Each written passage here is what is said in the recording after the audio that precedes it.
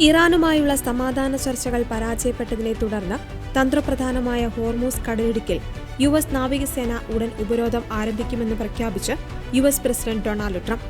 പാകിസ്ഥാനിൽ നടന്ന 21 മണിക്കൂർ നീണ്ട ചർച്ചകളിൽ ആണവായുധ വിഷയത്തിൽ ധാരണയിലെത്തുവാൻ കഴിയാത്തതാണ് ഈ കടുത്ത തീരുമാനത്തിലേക്ക് അമേരിക്കയെ നയിച്ചത്. ഹോർമൂസ് കടലിടുക്കിലൂടെ ഇറാനിലേക്കോ തിരിച്ചോ പോകുന്ന എല്ലാ കപ്പലുകളെയും യുഎസ് നാവികസേന തടയും. ഇത് ഉടനടി പ്രാബല്യത്തിൽ വരുമെന്ന് ട്രംപ് തന്റെ ട്രൂത്ത് സോഷ്യൽ പോസ്റ്റിലൂടെ അറിയിച്ചു. ഇറാൻ തങ്ങളുടെ ആണവമോഹങ്ങൾ ഉപേക്ഷിക്കുവാൻ തയ്യാറാകാത്തതാണ് ചർച്ചകൾ പരാജയപ്പെടുവാൻ കാരണമെന്ന് ട്രംപ് ആരോപിച്ചു.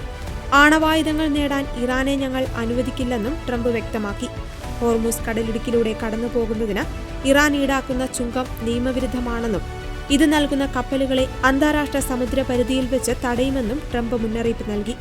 ഇറാന്റെ തുറമുഖങ്ങളിലേക്കും അവിടെ നിന്നുമുള്ളതുമായ കപ്പലുകളെ മാത്രമേ ഉപരോധിക്കൂവെന്നും മറ്റു രാജ്യങ്ങളുടെ ചരക്കു നീക്കത്തെ ബാധിക്കില്ലെന്നും യുഎസ് സെൻട്രൽ കമാൻഡ് പിന്നീട് വിശദീകരിച്ചു. അമേരിക്കയുടെ ഈ നീക്കം കടൽ കൊള്ളയ്ക്ക് തുല്യമാണെന്നും അന്താരാഷ്ട്ര നിയമങ്ങളുടെ ലംഘനമാണെന്നും ഇറാൻ പ്രതികരിച്ചു.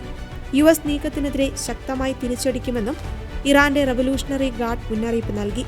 ലോകത്തിലെ എണ്ണ വ്യാപാരത്തിന്റെ 20% കടന്നുപോകുന്ന പാതയായതിനാൽ ഹോർമൂസ് കടലിടുക്കിലെ ഈ ഉപരോധം ആഗോള സമ്പദ് വ്യവസ്ഥയെയും എണ്ണവിലയെയും സാരമായി ബാധിക്കുമെന്ന ആശങ്ക ഉയർന്നിട്ടുണ്ട്.